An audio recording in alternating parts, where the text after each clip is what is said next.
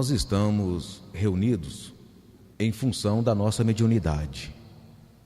E a mediunidade é uma situação já natural dos nossos espíritos, já que essa mediunidade não está no nosso corpo físico. O que determina a nossa mediunidade é a capacidade do nosso espírito em absorver e projetar energias. Funciona como se fosse um imã, para termos um entendimento mais fácil dessa situação. Então, nós não somos capazes de gerar energias. Nós apenas movimentamos essas energias que estão na atmosfera terrestre, que está no mundo espiritual, no mundo de luz e também no mundo inferior. E nós temos acesso a todas essas energias. E vamos sempre manipulando essas energias através do magnetismo dos nossos espíritos. A mediunidade é uma condição natural de toda criatura. Todo ser vivo tem que ter este magnetismo, tem que ter essa capacidade de absorção de energias. Porque, como eu disse, o espírito, ele não gera energia, ele apenas as absorve. E todo e qualquer criatura viva precisa absorver alguma energia para se manter vivo, para manter o seu espírito energizado e manter então a sua vitalidade, se manter vivo.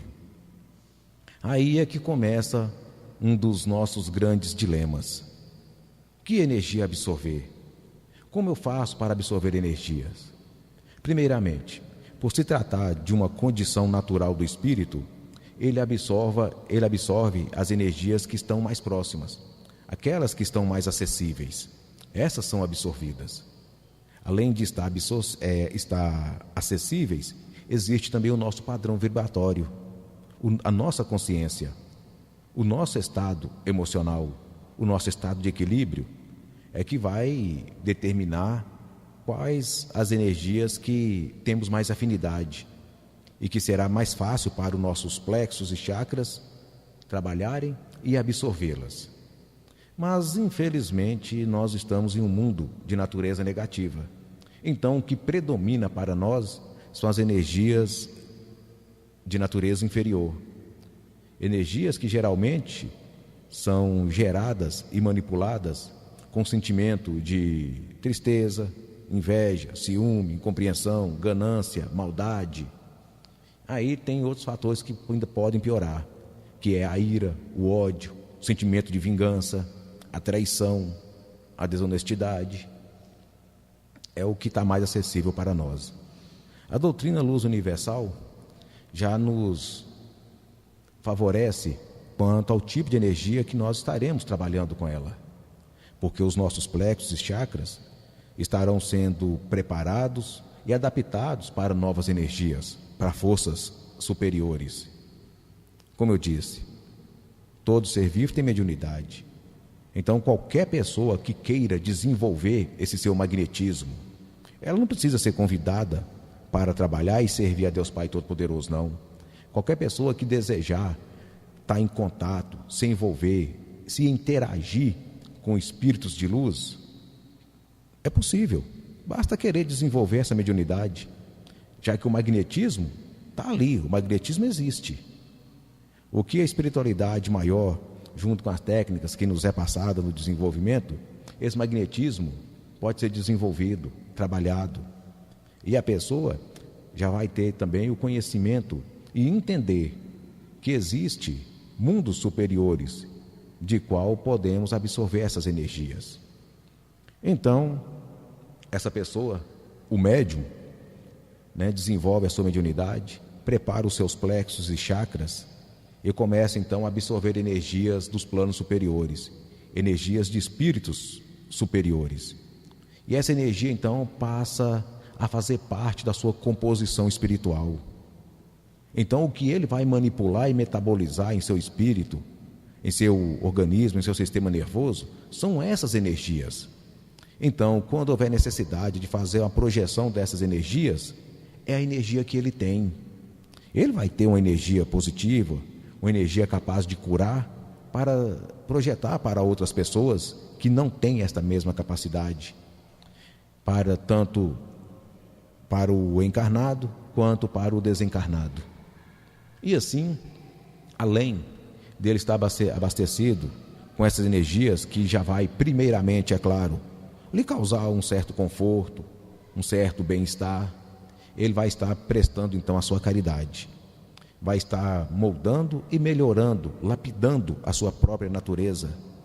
Ele vai se exercitando em ser um espírito melhor, um espírito mais equilibrado, um espírito que procura mais raciocinar antes de tomar uma decisão explosiva.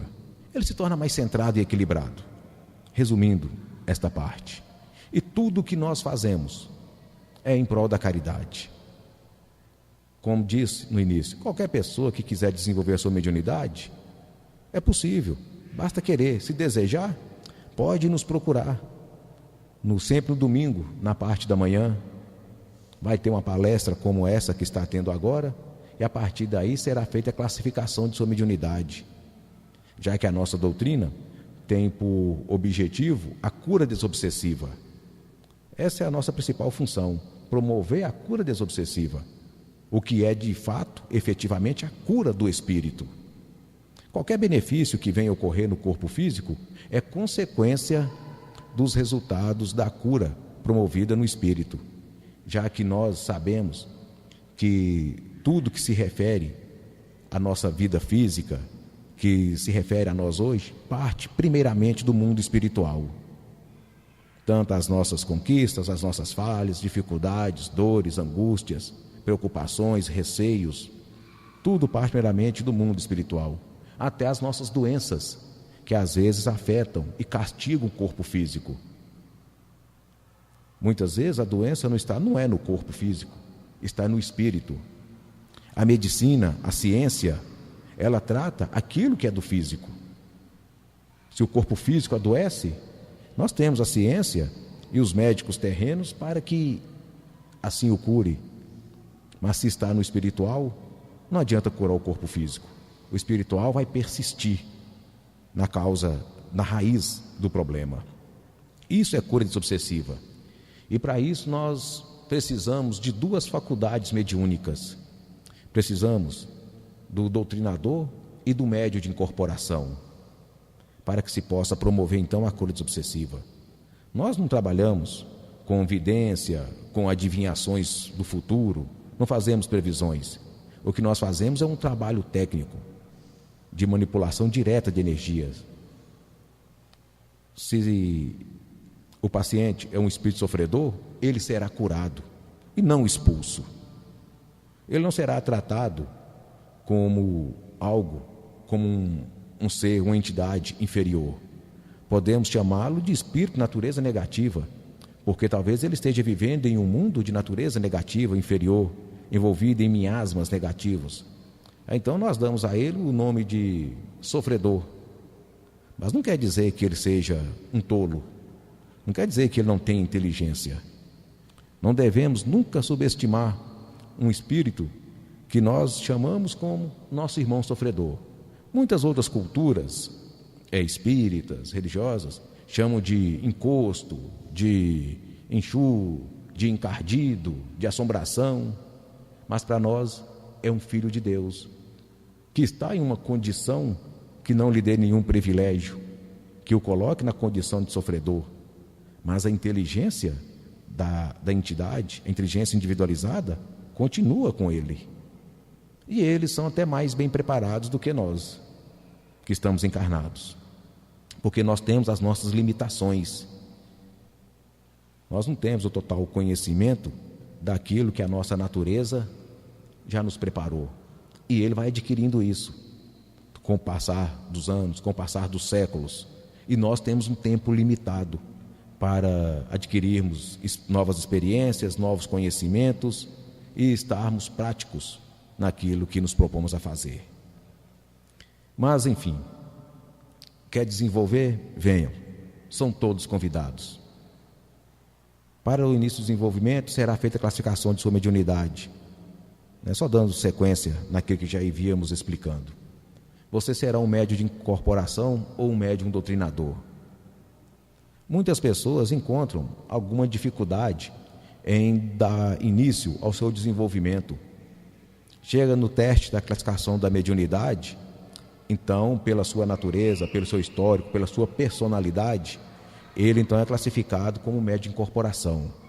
É aquele médium que vai incorporar e receber as entidades de luz, que vai trazer as informações e que vai transmitir as mensagens da espiritualidade maior para o paciente. Este é o médium de incorporação. Às vezes ele encontra alguma dificuldade, alguma resistência e não consegue assimilar bem as suas incorporações. Não é que exista algo de errado com ele. É natural, é comum. Isso depende do estado emocional da pessoa. Isso é levado em conta a ansiedade, a novidade, os efeitos dessas energias no seu sistema nervoso. As pessoas às vezes podem achar que está demorando, então a ansiedade acaba atrapalhando.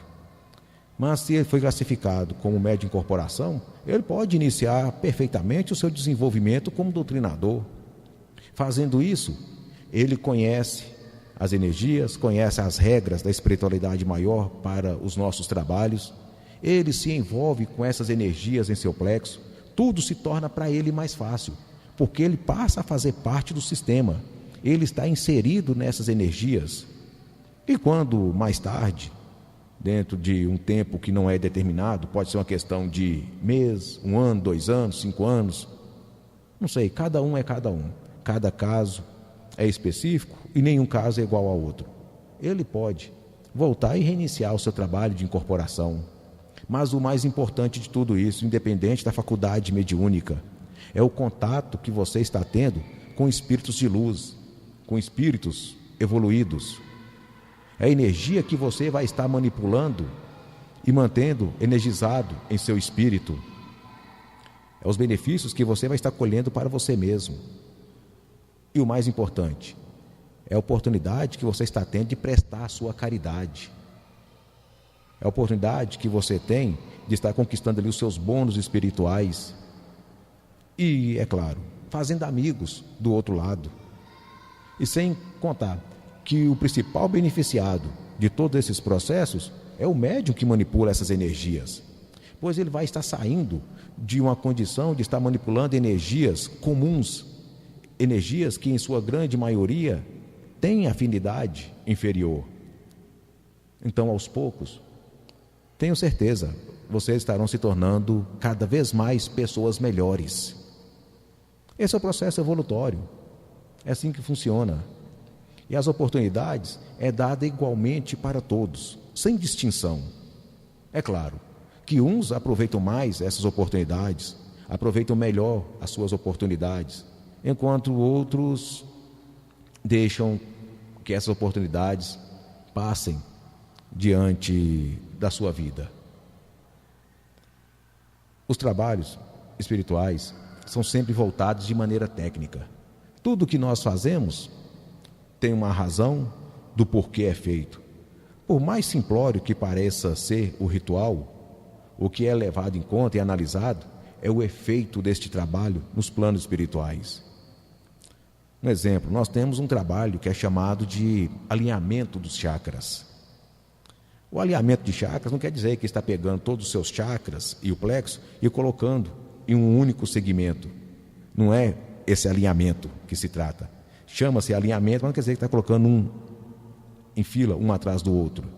O alinhamento, na verdade, seria mais um equilíbrio dos chakras. Todo o nosso corpo, ele é cheio e repleto desses chakras. São vários chakras. E esses chakras acabam influenciando diretamente em nossos órgãos vitais. Todos eles, coração, fígado, rins, pâncreas, intestino, tudo. E às vezes há um desequilíbrio em relação a esses chakras. Talvez um chakra esteja trabalhando em demasia, está trabalhando de maneira excessiva, acaba então sobrecarregando este órgão, fazendo com que ele trabalhe mais do que precise.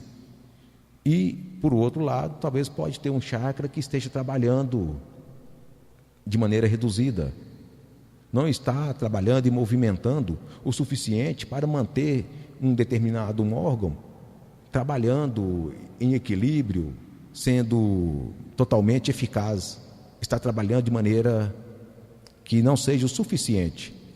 Então, o alinhamento dos chakras faz isso, faz o controle, a recalibração das movimentações energéticas. Aí os chakras vão trabalhar de acordo com a necessidade que foi exigida, e não de maneira desordenada, descontrolada. E isso vai refletir, é claro.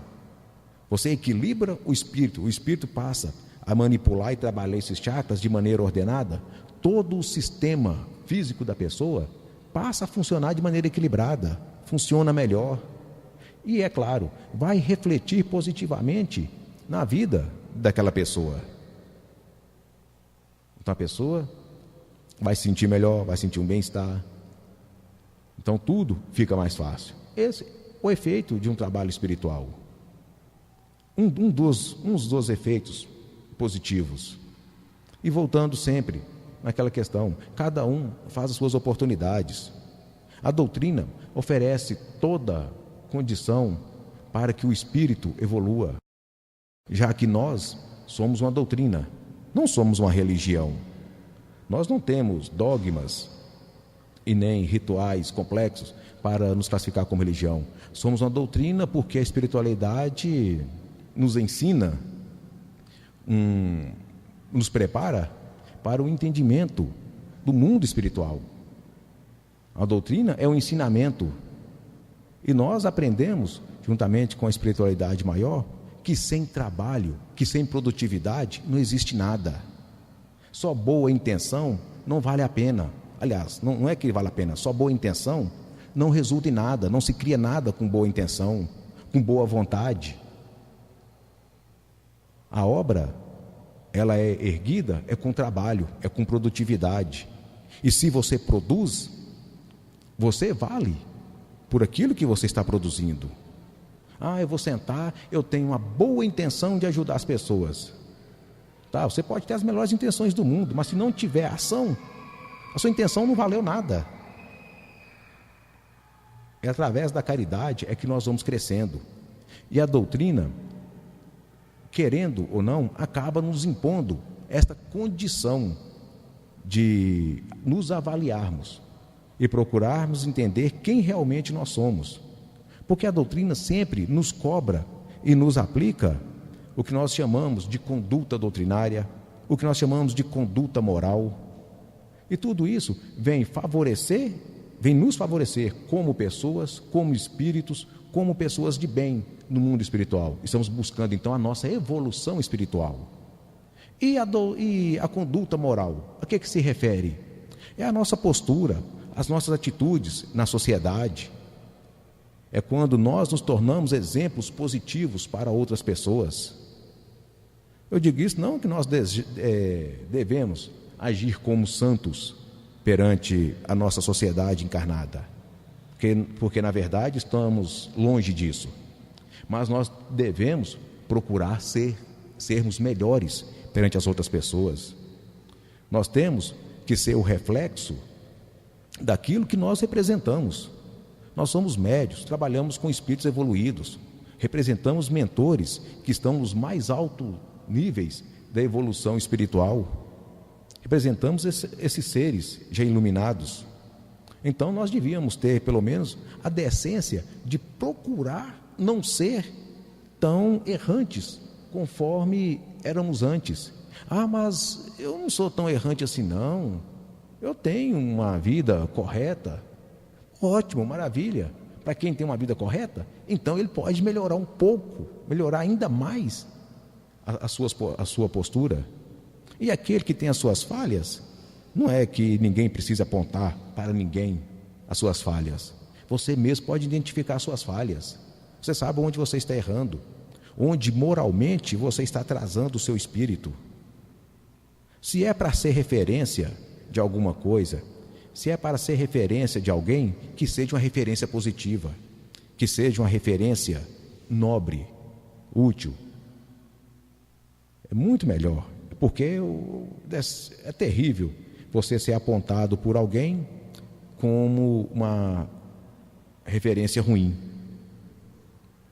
como uma crítica pesada, quando a crítica for útil e positiva, como se fala, crítica construtiva, dá para tirar algum proveito. Mas apesar que eu não concordo muito com esse termo de crítica construtiva, crítica é crítica, né? Agora você é que vai avaliar se você deve corrigi-la ou não. É você que vai ditar o seu futuro. É você que escreve a sua própria história. E se você a escreveu, você vai ter que vivê-la. Então, meus irmãos, o que nós temos para expor nesta palestra seria basicamente isso: explicar a nossa doutrina, explicar como que funciona e por que funciona desta maneira. E dizer a todos são convidados. Todos vocês que estão presentes e aqueles que não estão presentes, que assistiram às nossas palestras através, né, do YouTube, Facebook e do Instagram, são também convidados, todas as pessoas. Ah, mas eu sou católico, eu posso desenvolver? Pode. Nós não fazemos distinção de pessoas pela sua religião, pelo seu credo, pela sua posição social. O que nós vemos juntamente com a espiritualidade maior é o Filho de Deus que está ali. É o Espírito, criação divina de Deus Pai Todo-Poderoso. É um Espírito que carrega uma centelha divina. Então, o que existe para a espiritualidade maior é o Filho de Deus, independente do caminho que ele escolheu para seguir. No final das contas, o objetivo de todos é alcançar a sua evolução. O objetivo de toda criatura é evoluir. E assim está acontecendo. Não deixem a vida passar sem nenhuma produtividade. Não deixe a sua vida terminar sem você ter crescido com ela, aprendido e feito alguma coisa para que você possa ser lembrado como benfeitor de algo e que seja aquele que de fato tenha ajudado alguém. Então, graças a Deus, irmãos, as oportunidades são essas, que saibamos então aproveitá-las. Obrigado.